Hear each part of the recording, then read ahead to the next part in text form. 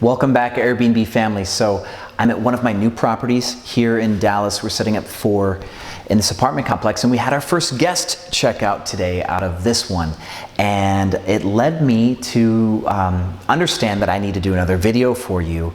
This video is about the things that are guaranteed to go missing from your space. There's just things that are just inevitably going to disappear. So you need extras. You need to keep some spare copies of some stuff so that way if and when stuff goes missing, you can replace it fast, because if a guest checks out and takes your stuff and you don't have a way to replace it before the next guest arrives, obviously it's going to affect your reviews, right? Yeah, so hello everyone, by the way, who's dialing in now. So let's jump right in. The reason why I wanted to do this video for you is we need to replace some wine glasses, all of them, immediately at this place. So after I'm done shooting this video, I've got to go replace the wine glasses. But that made me realize that we didn't have a sufficient enough amount of wine glasses in reserve for this building.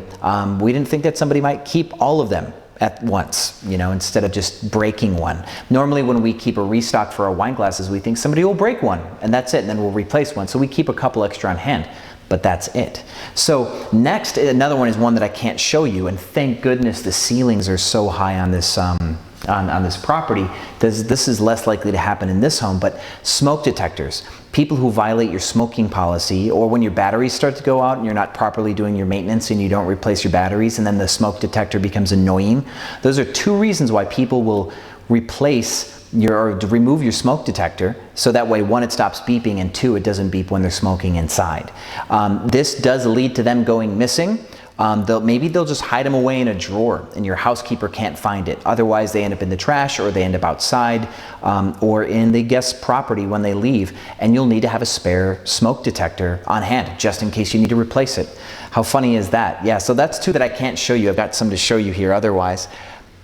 Hey everybody, hi. So yeah, so those are two fun ones. Now, let me also say that when you do keep stuff on hand, if you only have one Airbnb property, you're likely just going to keep all this extra stuff at your house. But if you have multiple Airbnb properties, you need to come up with a storage system, which we'll cover in another video, because we're actually setting ours up here, and I'll get to show it to you, maybe in a live stream, but maybe I'll record it, and I'm going to show you kind of how we do our storage system. By the way, like this video. This is my first time asking that on a live stream. So like this video, maybe it actually helps more people watch the live stream. So third, you all recognize these, right? I'm sure a lot of us buy these. Amazon.com sells them. They're so cute because they say makeup on it. You know what happens? Things that are cute get stolen, don't they? So we're starting to think we're not going to buy ones that say makeup on there. Like we're just going to buy black washcloths or black face towels for people to wipe their makeup off. But you'll need spares, because these get stolen.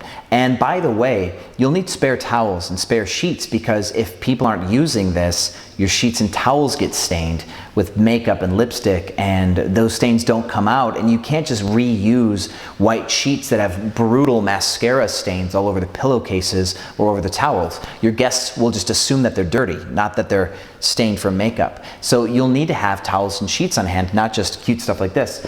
Here's a fun one I bet none of you ever think about. This is a sink plug. You know how many sink plugs we have to replace?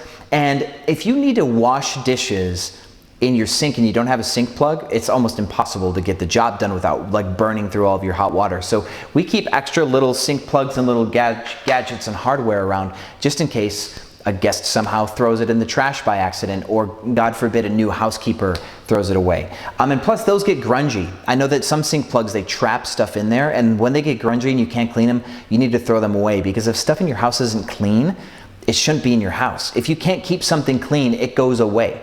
That actually reminds me of a story.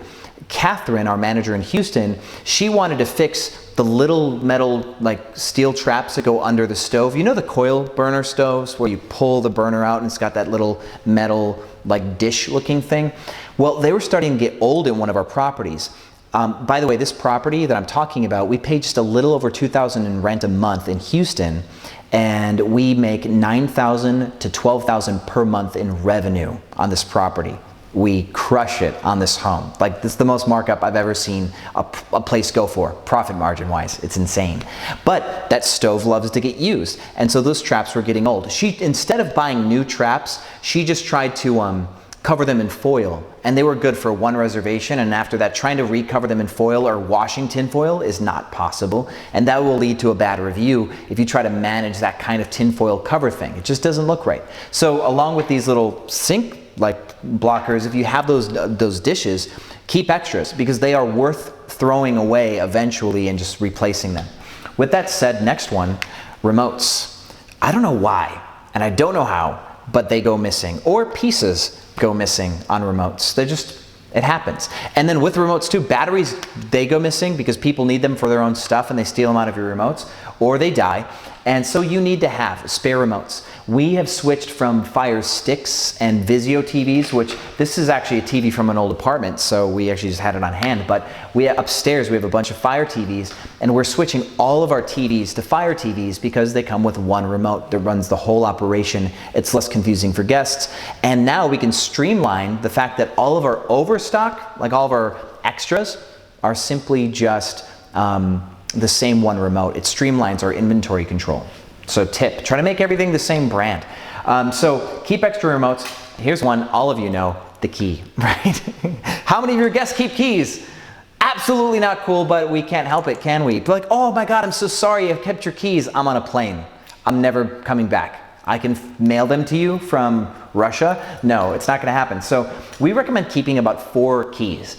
One, your lead housekeeper will have, one the property manager will have, one will be for the guest, and one we have hidden away in case the guest disappears with the key. So if the guest disappears with the key, the housekeeper goes and finds the hidden key, turns that into the guest's key, and then the property manager cuts a new copy. That's kind of our flow. You could cut extra copies ahead of time and keep those around, so those hidden keys, you have multiple of them, but you need a bare minimum 4 to run a good operation, so you should have extra keys. Now, we have guests who live in the cities that come and they stay with us and they steal all of our housekeeping supplies. This is no fun. So what we've done instead is we have all of our housekeepers have caddies that they roll around, and they have all their housekeeping supplies in caddies. And we do keep some like cleaning supplies in the homes, because if you don't leave any cleaning supplies, your guests won't get the hint to keep the place clean, and it becomes a bear. And if they're staying for any period of time, they're going to want to clean up their own place too. They don't want to live in squalor, so you need to supply supplies. Make sense? And then the last one, just like that, people like to steal your toiletries. They like to steal your soaps, stuff like that. So we started wall mounting like dispensers and putting our soap in dispensers in Philadelphia. And it's gone really well. But in a lot of our cities, we still use pumps. The little ones, people steal every time. If you have extra little soaps, they will steal soaps. And I know this because I do this myself. Whenever I go to hotels, even if I don't use the soap, I snatch it up. I'm like, I'll use this later. So in order to keep people from overusing your stuff, I like buying large pump soaps. So I hope these help you run a better Airbnb operation. Stock these up at your house, and then we'll go over how to do on-site or local points of overstock. So that way, if you have like 60 properties like us, there's a good logistical way to manage it all. I hope that was helpful. Thanks for watching Airbnb Automated. If you're not a subscriber yet and you're watching our live streams, you should be subscribed by now. So please click that subscribe button. And I noticed a lot of you, I remember one girl, Brooklyn, you know who you are, you're like, am I the only person not getting notifications on these videos? Well, if you don't hit the notification bell, you are not guaranteed to get notified. I found this out. What YouTube does is it tries videos on. So I might do a video and you might 10% of the time get notified. And if they think the video is doing well, then they'll notify more people. So if you really want to know when a new video gets dropped without having to wait for like YouTube to approve it through its algorithm, hit the notification bell so you never miss out. So thanks for watching another live stream. I hope these are better.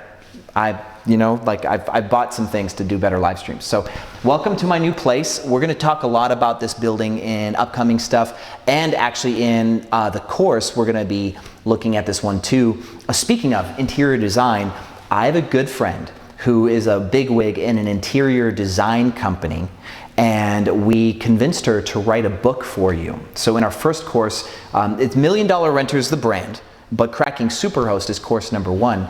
And in that Cracking Superhost course, we got her to write a book for you, Airbnb interior design. How generous of her. It's really kind of cool. I can't believe she said yes. I'm kind of excited about it. So coming soon. But anyway, thanks for watching Airbnb Automated. I'm not going to ramble. I've got to get back to doing some work, believe it or not. So I'll see you on the other side.